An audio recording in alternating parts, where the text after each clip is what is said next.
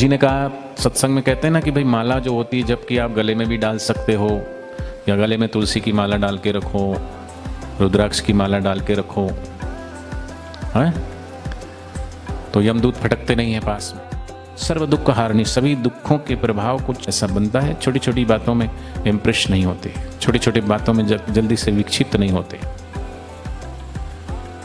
अभी जितनी शांति साधकों को, भले घर में जैसा भी है, इतनी संपत्ति नहीं है टाटा के बराबर, बिरला के बराबर, अदानी के बराबर, लेकिन जिसकी गुरुचरणों में श्रद्धा है, प्रीति है, विश्वास है, तो वो सच्ची शांति को प्राप्त। बड़े लोगों को तो बड़ी बड़ी बीमारियां पकड़ती, घाटा भी बड़ा होता है, मुनाफा भी बड़ा होता है, लेकिन ये घाटा मुनाफा बाहर का है, बाहर ही रह जाता है।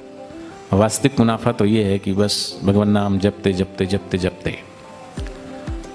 तो सर्व दुख हारणी शक्ति, कर्मों को संपन्न करने की शक्ति आती है। जब करता है उसको यमदूत पकड़ के नहीं ले जाते, इसलिए बड़ी श्रद्धा से, तोते की तरह नहीं रटना, बड़े श्रद्धा से प्रेम से भगवान का नाम।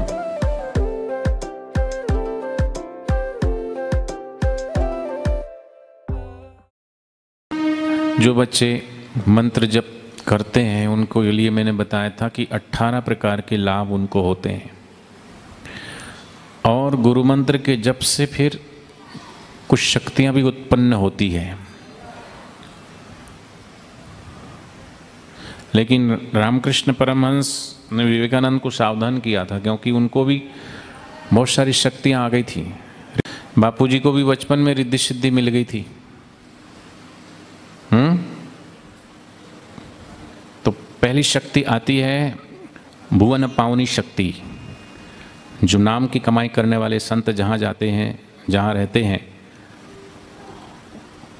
वह है भुवन पावनी शक्ति, उस जगह को तीर्थ बना देती है। अब ये जगह, इसको हम तीर्थ कह सकते हैं,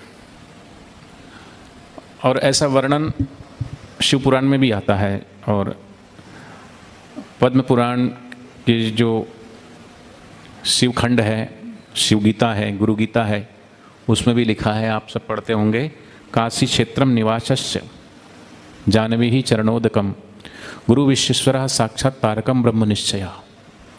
गुरु का निवास स्थान काशी क्षेत्र है। तो बापू जी के जहाँ जहाँ चरण पड़े वो तीर्थ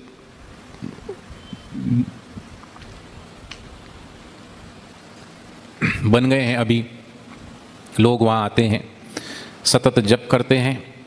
तो जप करते हैं तो चारों तरफ, क्योंकि कोई आदमी थिएटर में जाता है तो थिएटर में अलग वाइब्रेशन होते हैं, नहीं होते? थिएटर में जाओगे तो सीटी बजाने का मन करेगा, गंदे गंदे विचार आएंगे। बाथरूम में जाओगे तो बदबू आएगी, रसोई में जाओगे तो मसालों की खुशबू आएगी, फूलों के बगीचों में जाओगे तो अलग अलग फूलों की खुशबू आएगी। जहाँ जैसी चीज है उसके वैसे ही वाइब्रेशन और वैसे ही आभामंडल बन जाती है। तो यहाँ पर सतत ध्यान भजन सुमरण होता है तो वो साधना स्थली बन जाती है। साधना कर रहे हो ना आप अभी, साधना स्थली जो है वो तीर्थ स्थली बन जाती है। तो ब्रह्मज्ञानी महापुरुष के चरण पड़े, जहाँ जहाँ 450 तीर्थ बन गए बापू जी। आज हर क्षेत्र में जगह जगह लोग रोज काशी नहीं जा सकते, गंगा जी नहीं जा सकते, लेकिन सत्संग रूपी गंगा में और सदगुरु के द्वार पे लोग आकर के वो पुण्य तो प्राप्त कर ही सकते हैं।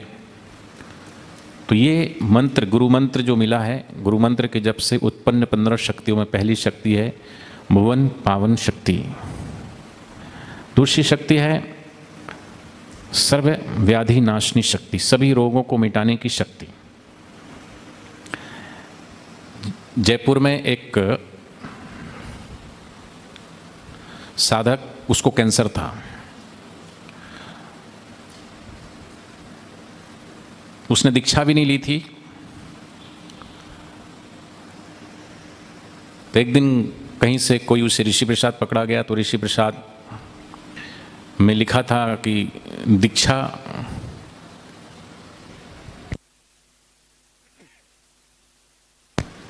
विहीन मनुष्य जो है वो पशु से भी बदतर होता है। जिसके जीवन में दीक्षा नहीं है, गुरु नहीं है, सत्संग नहीं है, वो पशु है। और पशु से भी गया गुजरा है। तो डॉक्टर ने कहा था भाई 3 महीने के मेहमान हो, कैंसर है। तो उसने सोचा मरना तो है ही, इसमें दीक्षा की महिमा लिखी है। और कबीरदास जी ने कहा सुन लो चतुर सुजान निगुरे नहीं रहना, निगुरे का नहीं कहीं ठिकाना, 84 में आना जाना पड़े नरक की खान, सुन लो चतुर सुजान निगुरे नहीं रहना। निगुरा होता ये का अंधा, खूब करे संसार का धंधा, यम का बने मेहमान। जो निगुरा होता है, निगुरे जो जिसके जीवन में गुरु नहीं, वो लोग मरते हैं तो वो यम के मेहमान बनते हैं। यम के मेहमान यम लोग चाहते हैं। लेकिन जो भगवान के भक्त होते हैं वो यम के मेहमान नहीं बनते, वो तो वैकुंठ धाम में जाते हैं, भगवान के परम भक्त। इसलिए कहा कथा कीर्तन जा घर भये संत भये मेहमान, वह घर हरि वासा की ना। ऐसे के घर में भी हरि का वास हो जाता है, जिनके घर में सुबह शाम संध्या वंदन होती है, ज्योत बत्ती होती है, संध्या करते हैं, जप करते हैं भगवान के नाम का, वो घर को भी पवित्र बना देते हैं। कथा कीर्तन जा घर नहीं संत नहीं मेहमान, बाघर जमड़ा डेरा दीना सांझ भयो शमशान। फिर वो घर में जहाँ ध्यान भजन सुमरन नहीं, बस खाओ पियो, नॉनवेज खा रहे हैं, संडे हो या मंडे अंडे खा रहे हैं, दारू पी रहे हैं, ऐसी जगह पर ना कोई संत जाते ना कोई भगवान जाते, ना वहाँ भगवान का भजन होता, वहाँ फिर भूत प्रेतों का वास हो जाता है। और वो लोग भी मरने के बाद ऐसे भूत प्रेत बनेंगे। तो उन्होंने कहा कि मैंने सोचा कि मरना तो है ही, सबको जो जन्मा है वो मरेगा, तो क्यों ना मैं बापूजी से दीक्षा लेकर के ही मरूं। तो उन्होंने दीक्षा कहाँ मिलेगी, ऋषि प्रसाद में पढ़ा कि पूज्य बापूजी के आगामी सत्संग कहाँ कहाँ हैं। पूज्य बापूजी का आगामी सत्संग जहाँ था वहाँ पर गए, दीक्षा ले ली, बड़ा प्रसन्न हुआ। फिर घर आए तो दीक्षा की जो नियत माला थी, जो मिली थी नियम में, इतने माला करनी और इतने श्लोक पाठ करना है, तो रोज जप करते थे। तो जो गुरु जी ने कहा, सत्संग में कहते हैं ना कि भाई माला जो होती है जब कि आप गले में भी डाल सकते हो, या गले में तुलसी की माला डाल के रखो, रुद्राक्ष की माला डाल के रखो, है तो यमदूत फटकते नहीं हैं पास में। तो वो भाई भी जो माला मिली थी उस एक लोटे में जल रख के, तो उसमें 5-7 पत्ते तुलसी के डाल दे के, थोड़ा गंगा जल की 2-4 बूंद डाल के और माला डुबाते और फिर माला पूरी करते, जो भी गुरु मंत्र था, फिर डुबाते, फिर जपते, फिर डुबाते, फिर जपते, नियम हो जाता पूरा। तो सूर्य भगवान को अर्घ दे के, और वो जल जो लोटे में रखा था, अर्घ दूसरे जल से देते थे, सादे जल से। अर्घ जब भी दो तो वैसे सादा जल से अर्घ नहीं देना चाहिए। जब भी अर्घ दें तो उसमें कुमकुम अथवा तो रक्त चंदन, लाल कलर का चंदन, अथवा तो कोई भी गुड़ैल का लाल फूल डालकर ही सूर्य भगवान को अर्घ देना चाहिए, तो विशेष पुण्य होता है। तो उन्होंने अर्घ दिया, अर्घ दे करके वो जल जो है वो नारायण नारायण करके पी जाते थे। तो महीना बीता, 1.5 महीना बीता, 2 महीना बीता, 3 महीने होने वाले थे। तो घर वालों ने कहा थोड़ा चेकअप तो कराओ, तुमको 3 महीने का मेहमान डॉक्टर ने बताया है, तो चेकअप कराओ। बोले नहीं कराता मैं चेकअप। बोले स्वास्थ्य में पहले से थोड़ा सुधार तो दिख रहा है हमको। बोले सुधार भी हो ना हो, जो भी है मैं खुश हूँ, मस्त हूँ। अब तो मैंने अपना सब कुछ गुरुजी के हाथों में सौंप दिया। इस जीवन का सब भार आपके हाथों में है, जीत आपके हाथों में है, हार आपके हाथों में।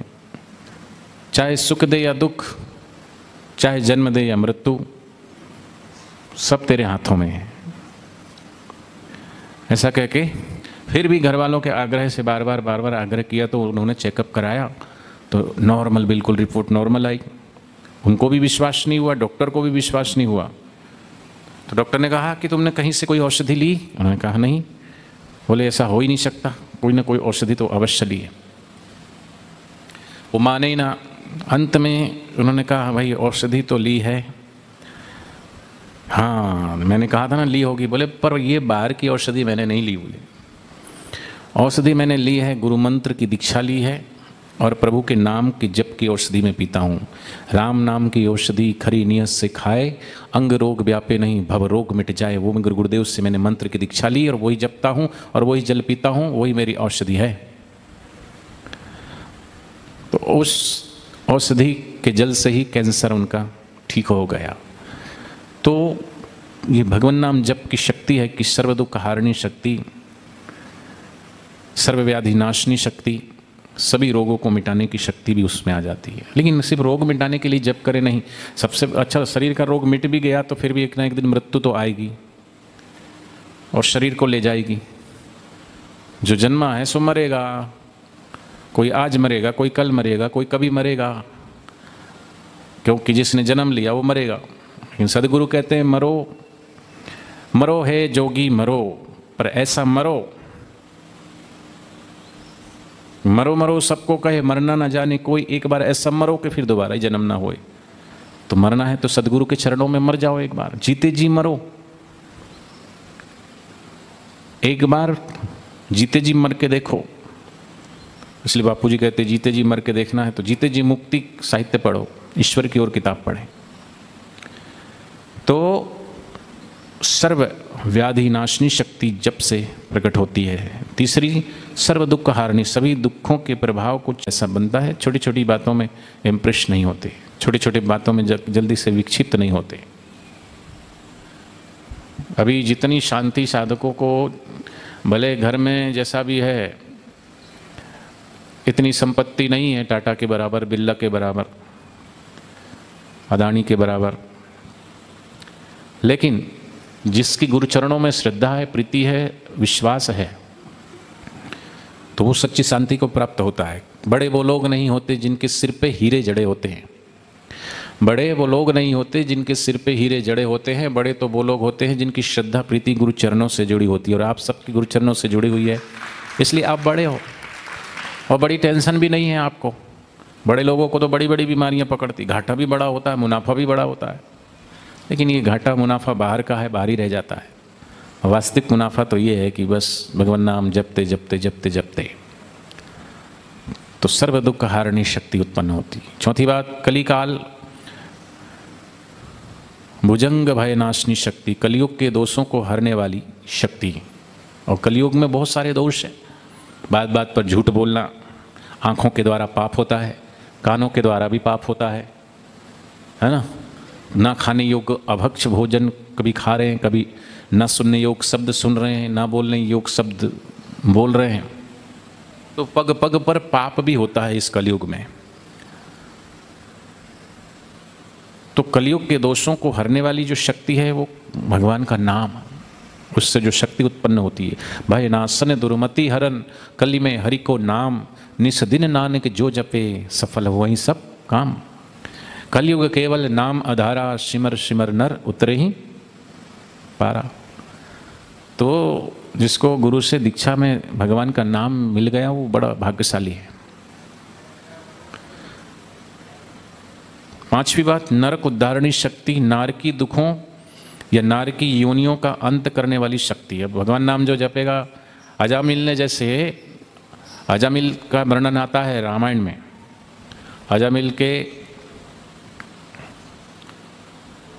अजामिल ऐसा था, इतना दुराचारी, व्यभिचारी, दुराचार भी करता और व्यभिचार भी करता।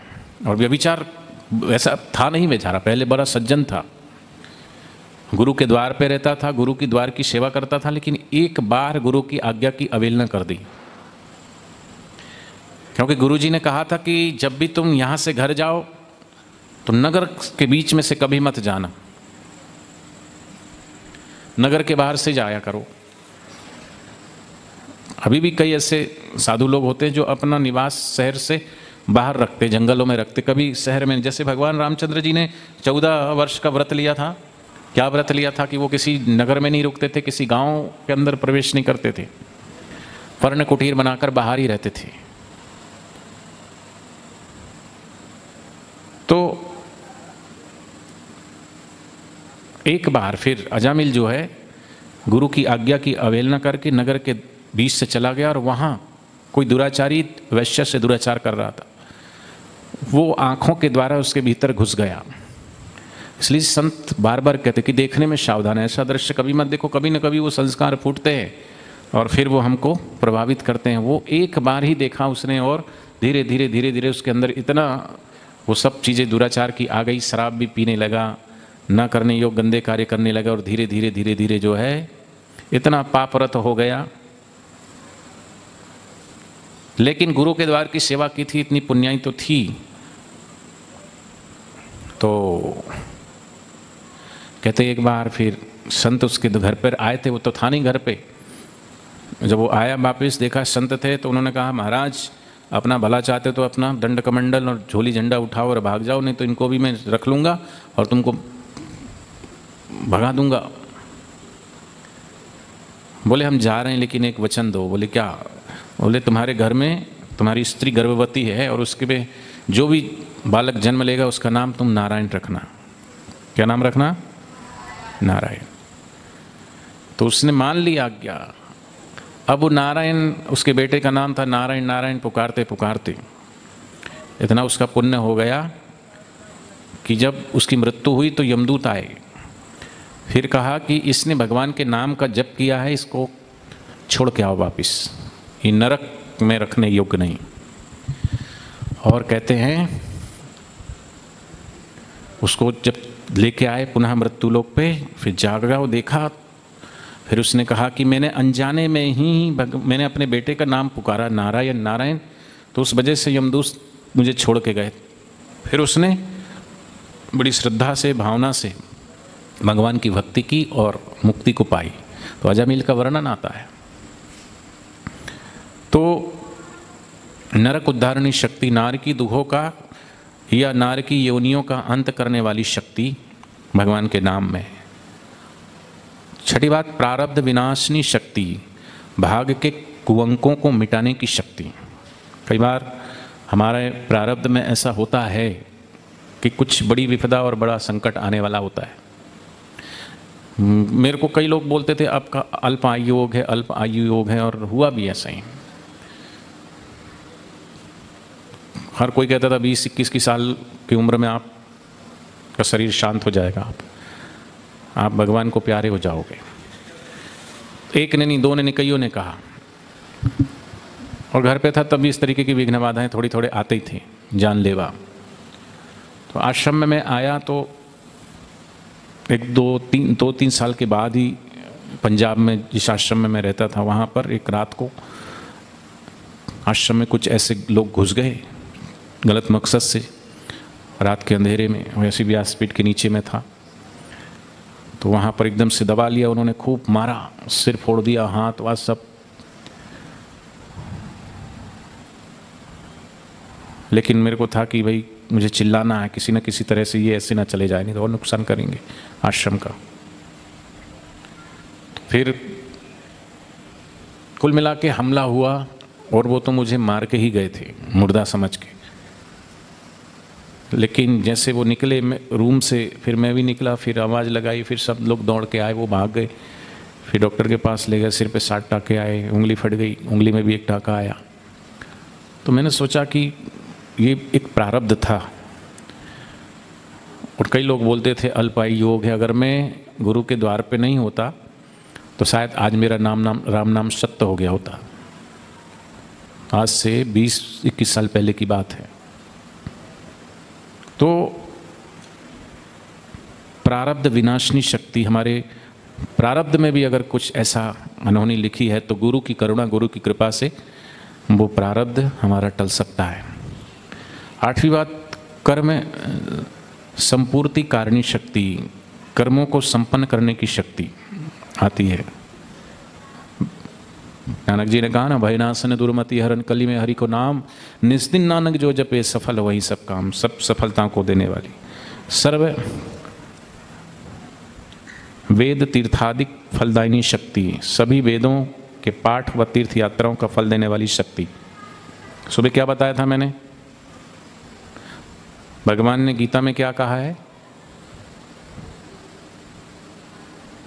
यज्ञानाम जप यज्ञोष्मी, यज्ञों में जप यज्ञ मैं हूँ। और भगवान श्री रामचंद्र जी ने नवदा भक्ति का ज्ञान दिया था, तो पंचम भक्ति कौन सी थी?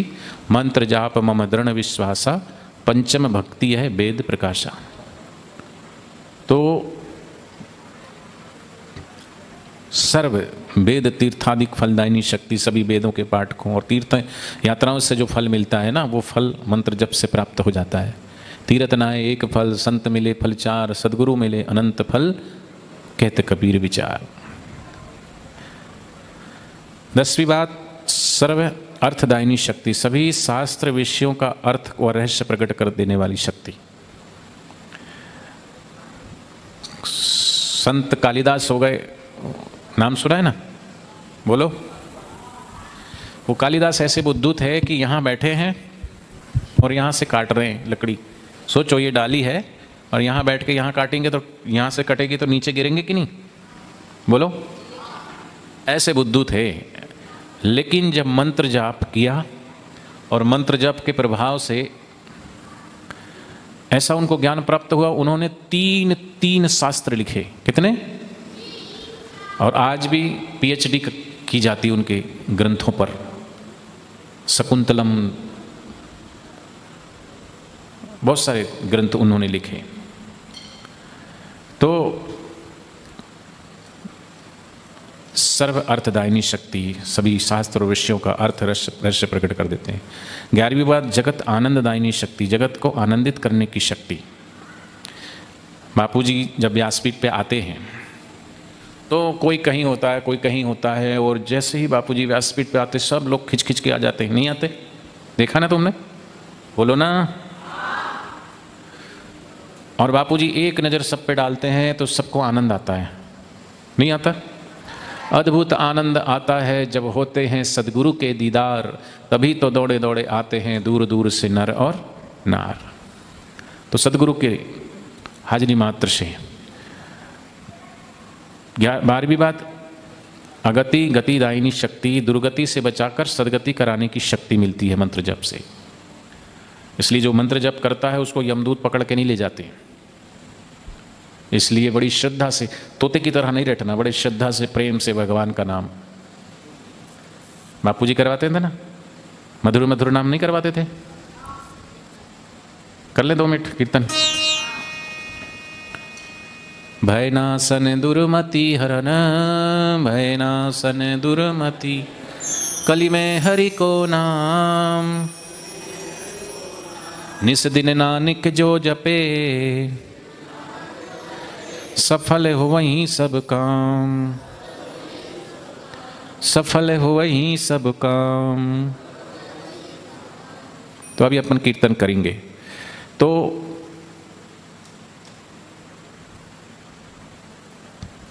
तेरी भी बात, मुक्ति प्रदायिनी शक्ति, इच्छित मुक्ति प्रदान करने की भी शक्ति। जैसे इच्छा मृत्यु का वरदान भी पा सकते हैं। बहुत सारे ऐसे संत हुए उन्होंने चाहा तभी शरीर छोड़ के गए। इच्छित मृत्यु का, इच्छा मृत्यु का वरदान उनको प्राप्त हो जाता है। जैसे भीष्म पिता का नाम सुना है ना, बोलो। और भी बहुत सारे ऋषि मुनि हुए जिन्होंने अपनी मृत्यु का समय बता दिया था 6 महीने पहले कि मेरा इतने इतने दिन बाद, इतने बज के इतने मिनट पर, इतने सेकंड पे मैं शरीर को छोड़ूंगा। बताओ। तो ऐसी ऐसी शक्ति इसमें छुपी हुई है।